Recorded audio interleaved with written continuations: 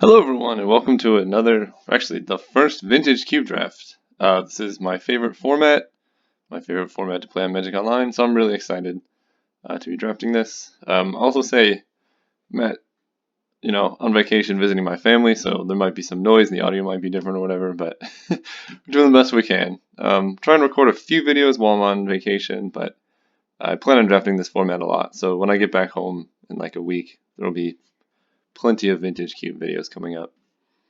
Anyway, in this pack, so we have a Mox, which almost always an automatic take unless there's something better. I mean, Moxes are just so powerful. Having mana is so important. Emrakul's very good. Tezzeret's good. Social Vision's a lot worse in this format than it is in like Legacy Cube because it just takes so long to draw the cards. And Ancestral Recall's in the format. Spiral of Canal, no. Yeah, so we're just going to take the Mox and keep note of, I guess, Oracle maybe being in the pack. But even just as a colorless zero mana source, like Mox is very good. Wow, someone passed a Jace. Probably be taking a Jace. I guess the other thing I should note is the internet here is not amazing, so we might cut in and out. But I'll do the best I can to make it work for you guys. Yeah, I think just going to be taking Windmill Slamming Jace. Passing an Orzhov Signet, which is good. Razaketh, huh? The Foul-Blooded. Yeah, I'm not going to be taking him. Yeah, I'll take Jace before I accidentally click away and he disappears. So yeah, this is a pretty solid start. I mean, turn 3 Jace without much effort is such a strong play. Really, I guess there must have been like a Mox in their pack or something. Hopefully they took note of that and don't try and go into blue now that they passed me Jace the Mind Sculptor. But we'll see what's going on. So yeah, Vintage Cube. It's, for those who haven't played it, it's all of the most powerful cards from Magic's past. And you can do some really broken stuff. Storm is viable. It's not amazing, but you can definitely play Storm, which I like to do, but I'm never going to force it because you just end up with so many bad decks. Okay, we have Coercive Portal, which is really good colorless card draw. Dark Confidant's okay. Sundering Titan's very strong. I don't really like Sensei's Top. Brainstorm's okay. It's not amazing. This pack's actually really mediocre. I think maybe I'm just going to take True Name Nemesis. This card's so hard to deal with. You just play it. Your opponent needs to have a board wipe or else they just die slowly. It's not the most exciting way to win, but it's so hard to kill. Otherwise, Sundering Titan is nice, especially good with Goblin Welder. And Brainstorm is also quite strong if you can get shuffling effects, but I don't think it's necessarily amazing if you don't have a couple fetch lands for sure. Wow. Okay, we have Counterspell, Gush. I don't know if I remember Gush being in the cube last time. It probably was. I think here I'm just going to grab a Counterspell though. It goes really well with True Name. Just playing like, fast True Name and then having a couple counters to counter the relevant plays. You can kill them in, 7 turns. Usually less because they'll have a fetch land or two. Kenri Runes is interesting. I love Elish Norn. She's less good in Vintage Cube, but she's still very good. Young Pyromancer goes well in this type of deck. Same with Gush, but I think Counterspell is the most immediately important. Who knows, maybe we'll wheel Gush, but I doubt it. Ooh, okay. Okay. Phantasmal Image is an excellent card, especially in this format. Sphinx's Revelation, however, is also busted. In a format where you can get so much easy artifact mana, I mean, this card can just draw you so much so fast. I also like Gruul Signet. It is off color, so I'm less likely to want to do that. Smuggler's Copter is very strong. The rest of these are just fine. Creeping Tar Pit is whatever. I'm going to take Sphinx's Rev. It has the highest upside. If I can get, more Mox in or some more fast mana, like one white source, this card can just take over a game completely. And yeah, we're set up to have a pretty awesome blue deck. I don't usually like trying to do controlling type decks in this format because it's really hard to control someone like just playing a turn 1 Lotus bunch of spells, but we'll do what we can. Okay, Torrential Gearhulk, huh? That's pretty expensive. I'm not super into that. I love Nicol Bolas Planeswalker. Although, admittedly, he's not amazing in this format. He might even wheel. I wish he had art. I want to see what he looks like. Imperial Seal is like a really bad Vampiric Tutor. Sacred Foundy's okay. I might just grab this Pentad Prism, honestly. We need more mana, and it helps us fix for blue, because we have a lot of like double blue mana costs. So yeah, I think I'm going to grab this just so we can have better mana. Maybe we can wheel this Gear Hulk. Probably not. We're probably going to get Knight of the White Orchid and Oath of Nissa, but it's okay. Chart a Course, interesting. I might just grab Swords to Plowshares though. Seeing it that late is pretty nice. Setting up for the full blue-white Cheons here. Chart a Course, interesting. I guess that replaced Careful Study, I think. It would just cost a single blue. I don't know how I feel about that. There's not much aggro blue decks going around, but I think they just want to, you know, make people feel better about Ixalan. If Swords wasn't in here, I'd probably take Marsh Flats. Then if I picked up a blue-white duel, then this effectively acts as a duel. But here I'm going to grab Swords. Wow, there's a lot of stuff going on around me. Sorry for all the noise. Angel of Sanctions is very good, although kind of expensive. I love Mindslaver. Batterskull is great. It's a win condition in and of itself. Gains life and you can bounce it back to your hand. I think see, Angel of Sanctions exiles something and you can embalm it back. That's pretty heavy white cost. Honestly, I think that's better than Batterskull. I'm not going to be Mind Desiring. Ooh, Tezzeret the Seeker, eh? Is Time Vault? I don't think they put Time Vault in the cube. They shouldn't have. I hate playing with that card in cube. It's so oppressive. Okay, so Tezzeret goes well with artifacts. I could also just grab a Spire Bluff Canal. I think that has a higher upside. Not really in for Angel Invention. We're just gonna grab a Banishing Light. Not the worst removal. Okay, now I'll take a Brainstorm. I don't have very many artifacts for Goblin Welder. Shardless Agent's interesting, but terrible with Pentad Prism. If I can grab some kind of fetches, Brainstorm might be good. Okay, here we'll just grab Relzarek. Not likely to play it, but you never know. Wow. Okay. O-Ring is pretty good. English Unmaking or Knight? I guess I'll take English Unmaking. It's possible we end up in Esper. But I don't really like stressing my mana base that much. I don't think I'm going to be in red, but I'm going to keep this there just for now. So this is a pretty good pack 1, I'd say, so far. Seems like not many people are in white when we wield Oblivion Ring and Brainstorm. People really like Brainstorm in cube for some reason, and like it's good if you have a couple fetches, but with no way to shuffle, it just pretty much cycles for a card.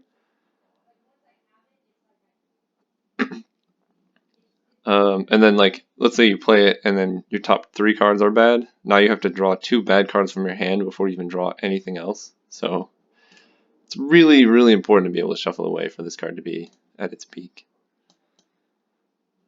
Okay, what are we hoping for here? More Moxen. Mox Sapphire I think is our best bet. Consecrated Sphinx, okay. It's a busted card. I mean, there's also a Mana Vault. Mana Vault's really good. Let's see, what colorless mana do we need? Mana Vault helps with Sphinx's Rev, Angel Jace, a couple other things. But Consecrated Sphinx, if you can land this card, it just wins the game. Oh, I forgot there's Kiki Jiki, finally. I'm so used to the modern cube where there's like not much combos you can do. But Sphinx, I mean, this card's insane. I really wish I could take Mana Vault with the Sphinx, but I think this has got to be the pick. Snapcaster, Sheldock Isle's really solid. Misty Rainforest is nice. Reflector Mage actually is less good. Wow, Sheldock Isle, huh? So what card draw do we have? Because this card is so impactful on like mana efficiency. So right now Snappy is good with Counterspell, Brainstorm, and Swords. That's about it. I guess Sphinx's Rev, but if I'm snapping Sphinx's Rev, I'm winning anyway. Sheldock Isle, on the other hand, is just good with anything, and it's 20 or fewer. So if I get like enough card draw, this card's very easy to get online.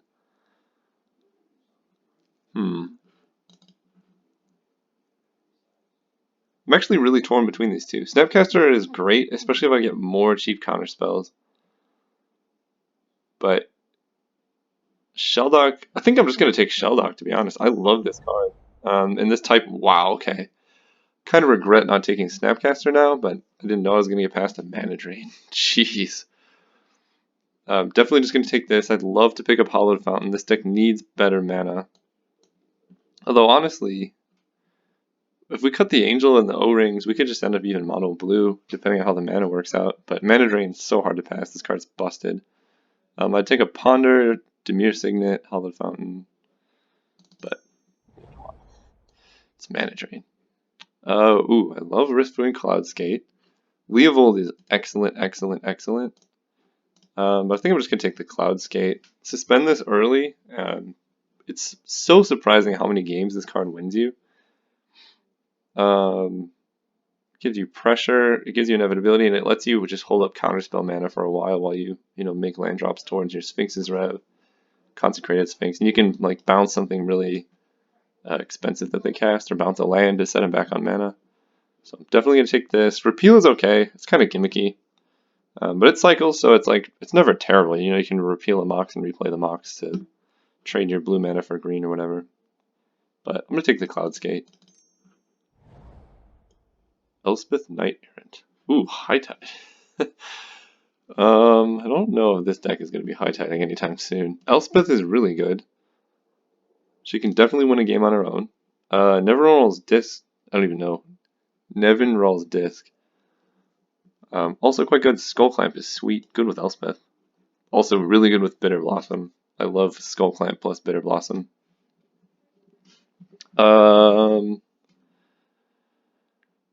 Huh.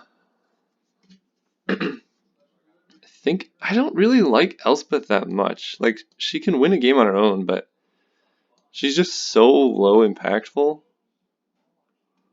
I might just grab a Dismember or something.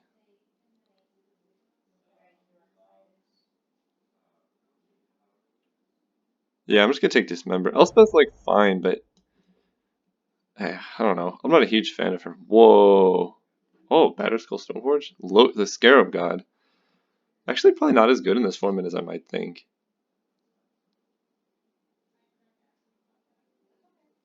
Yeah, I think I'm just gonna grab a Mana Leak here. This card's just generally powerful. Complements my Counterspell and Mana Drain, because I can play this early and then use these later on. If I had Batterskull, this would actually be a much tougher decision. Probably just slam Stoneforge Mystic here. That would be over Angel of Sanctions. That would be a lot better for this deck, I think. But I'm going to take Mana Leak. Scarab God is cool and all, but I don't really want to try and go into black just to play it. Ooh, Monastery Mentor. Wow, wait, hold up. Hazoret's in this format. That's really good. Simulacrum's really good. I love Yawgmoth's Bargain, but not for this deck. Thirst for Knowledge is some very powerful card draw, which might actually be what this deck needs. Trinket Mage can grab our Mox, but that's about it. Let's see. I don't actually have that much early card advantage. Consecrated Sphinx will win the game on its own anyway. True Name's a pretty reliable win condition, so I don't know if I need a Monastery Mentor. I'm going to take Thirst for Knowledge. Maybe I can get like one or two more artifacts. Ooh, Commit to Memory. This card's expensive, so I need to have at least like one more fast mana source before I'm willing to play it, but when it's good, it's a solid role player, at the very least. Thalia I would like to not play against. But I think I'm going to grab Windswept Heath, because if I get a Tundra or some type of duel, I can play it. Well, whatever card, I'm trying to remember what was in this pack I was deciding between. Oh, Snapcaster got taken, yeah. Sorcerer's Spyglass. Choose a card name. Activated abilities can't be activated unless they're mana abilities. Or a Reflector Mage. So this can basically kill a Planeswalker, and this can kill a creature. I have Oblivion Ring and Banishing Light, so I think Reflector Mage is better. Ooh, Hallowed Fountain. Okay. Mana Tithe is cool and all, but good mana. Good mana. Hero Blade Hole is fine. Mystic Snake is kind of funny. I just have like a million counter spells. Sure. Ooh, High Tide Wield. I still don't think this is a Skull Clamp deck. It's weird to see Skull Clamp going that late. Maybe I want to disenchant. Okay, cards I don't want to play. Yeah, depending on how much blue we have, High Tide can just be like a value play, right? It's like a blue Dark Ritual. I'm not opposed to that. What I'm curious about is why my 3 mana cards are separated from my 2 mana cards. I don't really know. Alright, Mox Sapphire in this pack. Let's go. So I have one fetch, makes Brainstorm like acceptable but not exciting by any stretch of the imagination. Mox Pearl, it's also okay. Ooh, wow. Okay, this is a very powerful pack. We have Ancient Tomb, Worn Power Stone, Coalition Relic, which if you've never played with this card, it's insane. It's 3 mana, it adds any color of mana, and then you can charge it up to add 2 colors on your next turn. It's so strong. You can go from 3 mana to 6 mana, which is really good. But I mean, Mox Pearl, it's on color. It's a Mox, like it's hard to pass this. I can hope to wheel. Opposition, I think, is one of the most powerful cards. Not for this deck, but if you can get like the blue-green opposition deck, you play like Heritage Druid or Hermit Druid, I can't remember. The one makes squirrels, and then play opposition, and your opponent, you just tap their lands in their upkeep, and they can't do anything. Natural Order, also very powerful. Ajani Vengeance, one of the most impactful planeswalkers, I think. A lot of his abilities don't seem that important, but you know, he builds to his ultimate, which almost just wins you the game. And all of his abilities are, I think, more useful than they first appear. But we're going to take this Mox. I'm pretty happy. Okay, so now I have to decide between Compulsive Research and Better Mana. Tropical Island, too. Which makes Windswept Heath get...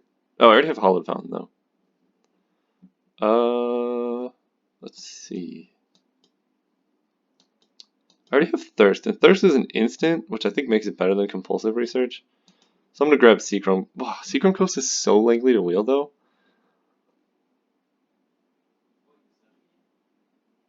And this deck could do really well with more card advantage, especially with given the Moxen I have.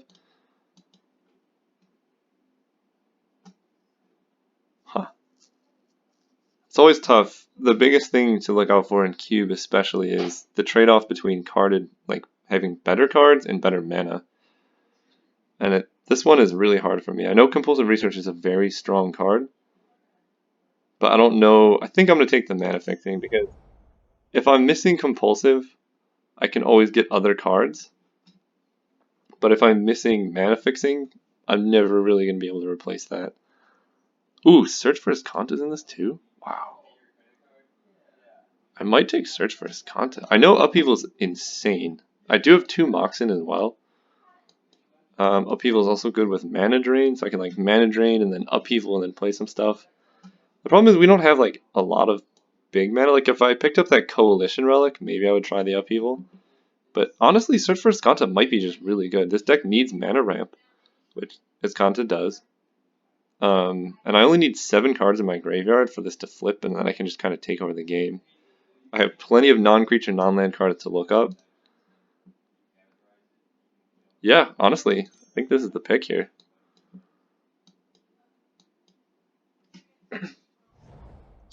Ooh, okay, wow. Tolarian Academy, no. Not for this deck. I love this card, but it's not for us. Wow, this pack's actually really bad for us. Augur of Bolus, we have 1, 2, 3, 4, 5, 6, 7. Like maybe he'll hit, but I'm not that excited about it. Enlightened Tutor just finds a Mox, but it's card disadvantage, so I don't like that. I think I'm just gonna grab the Academy. And the off chance we just pick up like a bunch of artifacts going forward. But I don't think I'm gonna play it because you need to have an artifact in play for it to be even just as good as an island. And I I only have 3 artifacts in my whole deck. It's kind of upsetting that all the Planeswalkers art doesn't load. They're beautiful cards. Vidalcan Shackles. It's a great card. This can take over any creature-based matchup. Hands down, so hard to beat. Which kind of makes me... I could even just go mono blue. Like, barely splashing Sphinx's Revelation. Yeah, I mean, this card's really strong.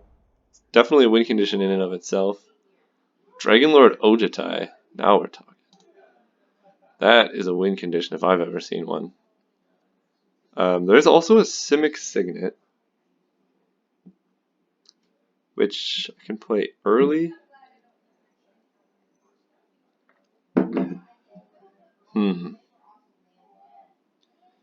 It is on color and helps me play Jace earlier. I don't know if I want Commit to Memory, but Dragonlord Ojutai is just so powerful. They can't kill it, and then you untap, and now I have a bunch of counter spells up protecting this Dragonlord. Yeah, I'm gonna take Ojutai. Okay, wow, Craterhoof. Sort of Body and Mind is kind of cute. Honestly, I think this is one of the most powerful swords in this format. Just because the mill kills them so quickly that if you can, play like a turn 1 mana creature, turn 2 play this, turn 3 equip and swing, you're hitting for not that much damage, but you're milling them for 10 cards. You hit 2 or 3 times and you win the game. Maybe I'll side in Spellkite somewhere. I'm trying to think what's more useful, Spellscout or Sword. I think Spellscout. I only have 6 creatures. Ooh. Whoa, okay. This is an excellent pack for us. Fate's Fetters I like. Supreme Verdict against creature decks is very important. Daze is one of the most powerful counter spells. It's just free. I love Bazaar of Baghdad, but you need to have the right deck for it. Yeah, so it's between Daze and Supreme Verdict. How well am I doing against creature matchups?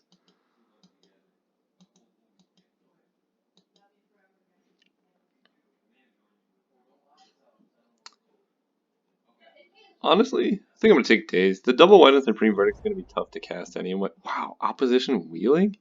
What is going on? Probably just going to... And wait, a Johnny, Tamio, Soulfire, Grandmaster all coming around. This is so bizarre.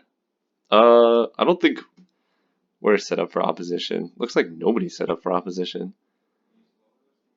So Soulfire Grandmaster can give my counterspells buyback, which is awesome. But other than that, he doesn't do much. I do like Tamio. I think we're just gonna grab Tamio.